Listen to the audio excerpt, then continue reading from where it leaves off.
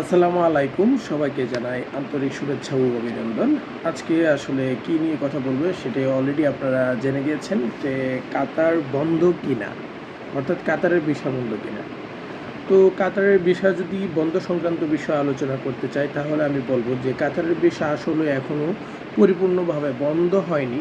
তবে কাতারের ভিসার রেশিওটা একটু কমে গেছে, কারণ প্রচুর পরিমাণের বাঙালি কাতারে আছে যাদের কাজের অর্থাৎ কর্মসংস্থানের এখনও কোনো ঠিক ঠিকানা নাই, অর্থাৎ কাজ পাচ্ছে না।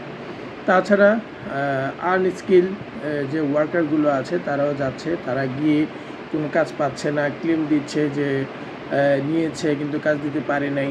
অনেক ধরনের অসুবিধা রয়েছে, যার কারণে কাতার সরকার সিদ্ধান্ত নিয়েছে যে আপাতত বাঙালিদের জন্য ভিসা অনেকটা কমিয়ে দিবে এবং যারা অলরেডি কাতারে আছে, ইকামা পেয়েছে, তাদেরকে কর্মসংস্থানের ব্যবস্থা করবে, তারপর হয়তো বা ভিসার রিস্যুটা বাড়িয়ে দিবে। তো আসলে ভিসা কারা পাচ্ছে বর্তমানে?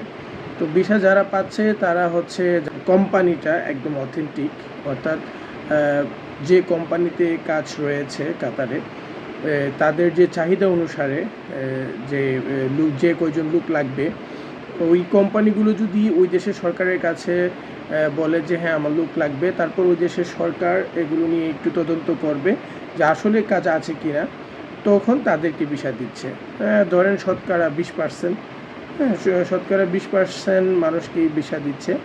আর যারা ফ্রি ভিসায় যাচ্ছেন অথবা এরকম কোনো বিষয়ে যাচ্ছেন, তারা আসলে ভিসাগুলো কিভাবে নিচ্ছে, তারা হচ্ছে এই সরকার যে বর্তমান যে নতুন নিয়ম করেছে, এই নিয়ম করার আগে যারা ভিসা উঠিয়ে রেখেছিল, অর্থাৎ কাতারে বেনামে অনেক ধরনের কোম্পানি আছে ছোট ছোট, যারা শুধু ভিসার জন্যই এই কোম্পানিগুলো খুলে, যাদের কোনো অফিস নাই, যাদের কোনো কোম্পানি বলতে নামের মাত্র একটা কোম্পানি আছে কিন্তু কোনো কাজ নেই, তারা যারা আগে ভিসাগুলো উঠিয়ে রাখছিল তারা এখন ভিসাগুলো সেল দিতে পারতেছে, অর্থাৎ ভিসা প্রসেসিংগুলো হচ্ছে।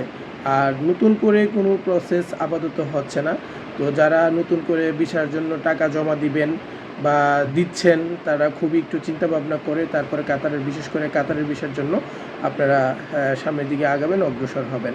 কারণ এখন কাতার কাজের খুবই ক্রাইসিস।